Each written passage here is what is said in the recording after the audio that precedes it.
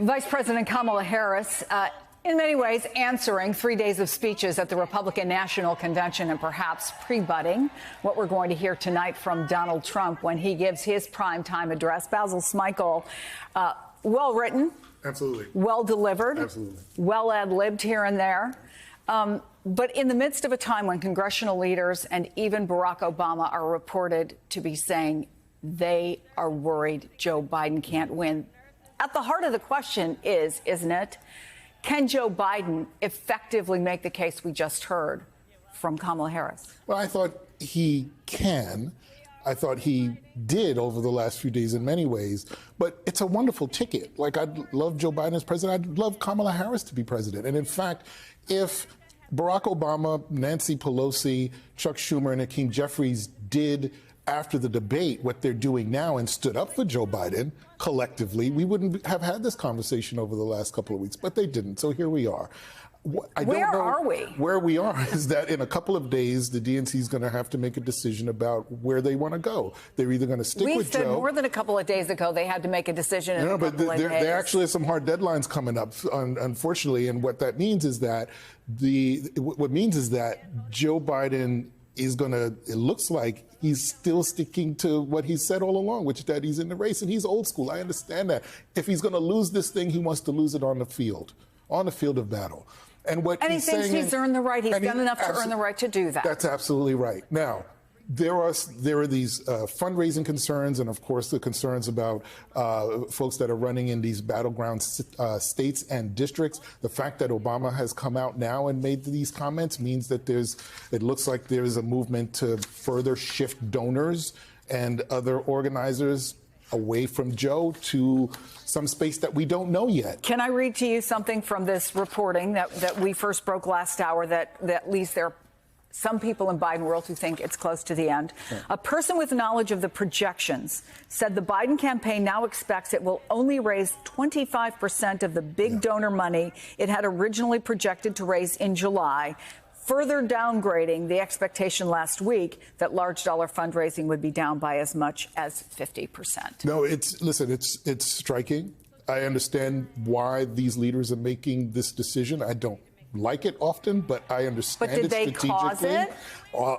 I would say that over the last 3 weeks, they've now entered into a place where it's almost a self-fulfilling prophecy. They almost have to keep going in order to right this ship, unfortunately.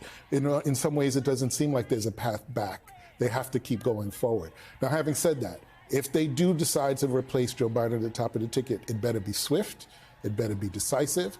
I hope to God that it is Kamala Harris. And if it is, they better be prepared to defend her because she'll have a nice bump over the first couple of weeks. But the racialized and gendered attacks that are going to come after her are going to be significant. And I really hope that the same energy that a lot of these electeds used to say that Joe Biden should leave the race, I hope they have that same energy when it comes time to defend her. Well, she just finished up there. She said, when we fight, we win. No illusion to what's going on behind the scenes with these calls for her boss, President Biden, to step down. Look, I want to go to Vin Gupta if I can. And the politics of this is the concern that Joe Biden is down, even if it's just for a day or two at a time when he's fighting very hard to stay in the race. I'm not going to ask you about politics, and I'm not going to ask you about his medical condition specifically. You're not privy to his records, and you haven't examined him. But on the president's COVID diagnosis, the White House says he has mild symptoms. What are the risk factors, though, more broadly, for someone, he's on Paxlovid, who is 81 years old?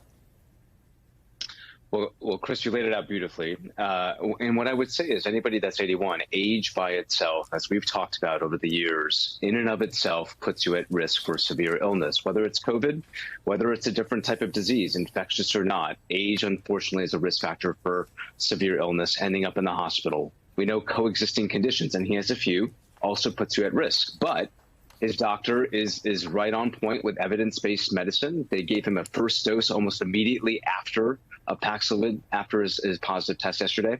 And here's, just for all your viewers out there, just to give you a sense of how he was doing. His vital signs were normal. And what I look at as a pulmonologist, Chris, is the heart rate trend.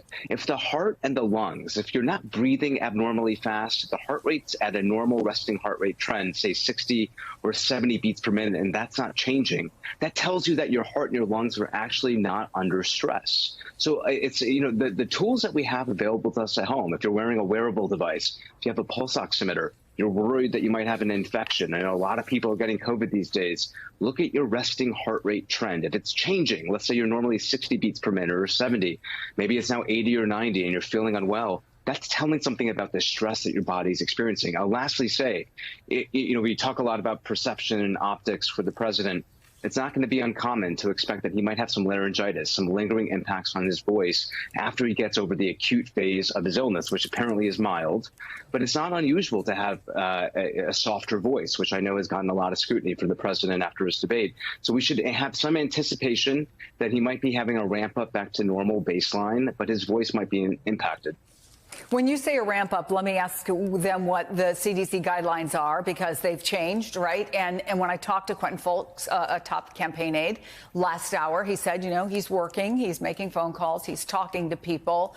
But when does the CDC say he could safely interact with people one-on-one? When could he be back out in public safely? The CDC guidance, to your point, has changed. And really now it's to the individual's discretion. If they're not symptomatic, if they're feeling okay, usually it's just do as you would do if you have the flu, which is put on a mask, protect others, be mindful of others. But that 5-day period no longer is actually mandated anymore.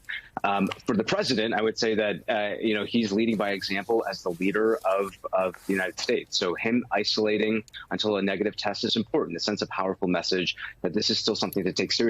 Chris, by the way, September is not far down the pike. We want those that are higher risk medically to get vaccinated again, to be top of mind as we enter cold flu season. So him setting the example here is important. But I expect he only has mild symptoms. Again, he might have some, I haven't examined him personally, but with mild upper respiratory symptoms, you might expect some impact on voice or hoarseness. That might be the ramp up period, but it sounds like physically he's actually not doing too bad. So let me ask you finally, if I can, Basil, that there's new reporting in the New York Times, and I'm just going to read it to you and get your reaction, which speaks, frankly, to the president's age. Representative Jamie Raskin of Maryland, a key member of the House committee that investigated the attack on the Capitol on January 6th, sent President Biden a 4-page letter this month that compared the 81-year-old commander-in-chief to a tiring baseball pitcher and urged him to consult with fellow Democrats about whether to continue his campaign. Yeah.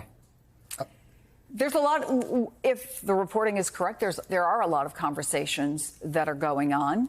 There are some people have suggested they're serving more to have him get his Irish up than anything else, and maybe impact voters who feel he's not being treated well. I just wonder what you make of this. I don't think it's even a drip.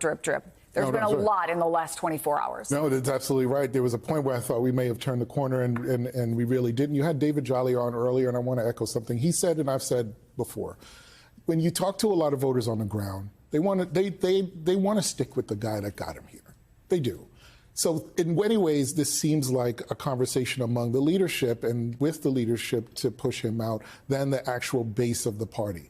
I do believe at the end of the day that the party will get behind whomever the nominee is. Again, I hope that's Kamala Harris if it's not Joe Biden. But my point has always been, because these conversations are happening behind the scenes and letters get circulated like that, are you instilling confidence in the voter for the way that this process is going to unfold toward the election? The Democrats have always said and have campaigned on being the party of stability. Joe Biden initially ran on bringing us back to normal back in 2020. If you look at the split screen when Hakeem Jeffries was going up and down because the party was nominating him for speaker when there was chaos on the other side. The Democrats have always been the party of governance and stability, and we just don't look like that right now. And my feeling is you got to take all of this from the behind the scenes, from these letters, from these conversations, give the voter a clear path forward.